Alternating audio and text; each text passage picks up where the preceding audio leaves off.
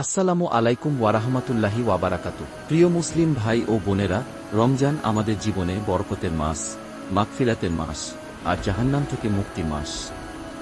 আল্লাহ সুবহানাহু ওয়া তাআলা আমাদের জন্য এই মাসকে দান করেছেন, যাতে আমরা নিজের আত্মাকে পরিশুদ্ধ করতে পারি, গুনাহ থেকে মুক্ত হতে পারি এবং জান্নাতের পথে এগিয়ে যেতে পারি। আজকের আলোচনায় আমরা জানব কিভাবে আমরা রমজানের জন্য প্রস্তুতি নেব, রমজানে করণীয় আমলগুলো কি কি, রোজার স্বাস্থ্যগত উপকারিতা কি এবং মহানবী হযরত মুহাম্মদ সাল্লাল্লাহু আলাইহি ওয়াসাল্লাম কিভাবে রমজান কাটাতে। বিসমিল্লাহির রাহমানির রাহিম। পার্ট ১, রমজানের জন্য প্রস্তুতি কেমন হওয়া উচিত। প্রস্তুতি ছাড়া কোনো কাজেই সফলতা আসে না।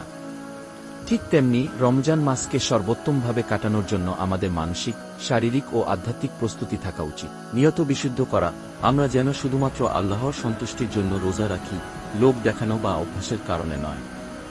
মহানবী হযরত মুহাম্মদ সাল্লাল্লাহু আলাইহি ওয়াসাল্লাম বলেছেন, নিশ্চয়ই প্রত্যেক কাজ নিয়তের উপর নির্ভর করে। সহিহ বুখারী। ইবাদতের প্রতি মনোযোগী হওয়া, রমজানে আমরা যেন শুধু না খেয়ে থাকি না, বরং নামাজ, কুরআন তিলাওয়াত ও দোয়া ইস্তেগফারের পরিমাণ বাড়ায়। রমজানের গুরুত্ব অনুধাবন করা, আল্লাহ এই মাসে রহমত বর্ষণ করেন, তাই আমাদের উচিত এই সময়টাকে যথাযথভাবে কাজে লাগানো। অতিরিক্ত খাওয়া কমানো, যদি আমরা রমজানের আগে থেকেই কম খাওয়ার অভ্যাস করি, তাহলে রোজা রাখা সহজ হবে। রাতে ইবাদত করার অনুশীলন করা, তাহাজ্জুদ ও কিয়ামুল লাইলের অভ্যাস করে তোলা। পার্ট ২, রমজানের বিশেষ আমলসমূহ। রমজান মাস শুধু রোজা রাখার মাস নয়, এটি আত্মশুদ্ধির মাস।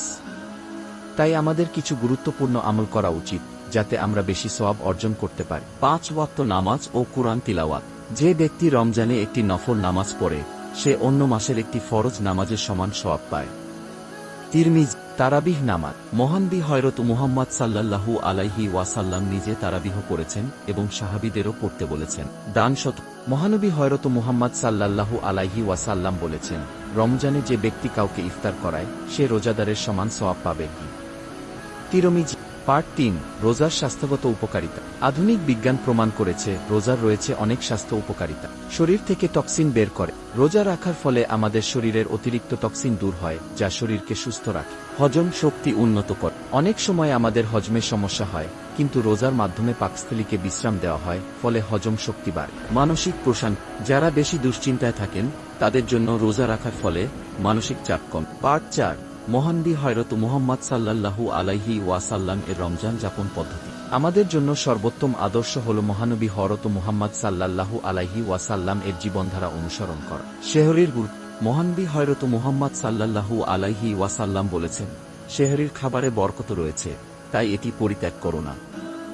বুখারী। দ্রুত ইফতার করা। মহানবী হযরত মুহাম্মদ সাল্লাল্লাহু আলাইহি ওয়াসাল্লাম বলেছেন, আমার উম্মত যতদিন দ্রুত ইফতার করবে, ততদিন তারা কল্যাণের উপর থাকবে। বুখারী। শেষ দশকে ইতেকাফ। মহানবী হযরত মুহাম্মদ সাল্লাল্লাহু আলাইহি ওয়াসাল্লাম রমজানের শেষ ১০ দিন মসজিদে ইতেকাফ করতেন এবং আল্লাহর ধ্যানে মগ্ন থাকতেন। প্রিয় ভাই ও বোনেরা, আমরা যদি রমজানকে যথাযথভাবে কাজে লাগাই, তবে আল্লাহ আমাদের গুনাহ মাফ করবেন, জান্নাতের পথ সুগম করবেন। আসুন আমরা সবাই এই রমজানে বেশি বেশি ইবাদত করি এবং আমাদের আমলনামাকে সমৃদ্ধ করি। আপনারা যদি ভিডিওটি পছন্দ করেন, তাহলে অবশ্যই লাইক দিন, কমেন্ট করুন এবং শেয়ার করুন। আল্লাহ আমাদের রমজান কবুল করুন। আমি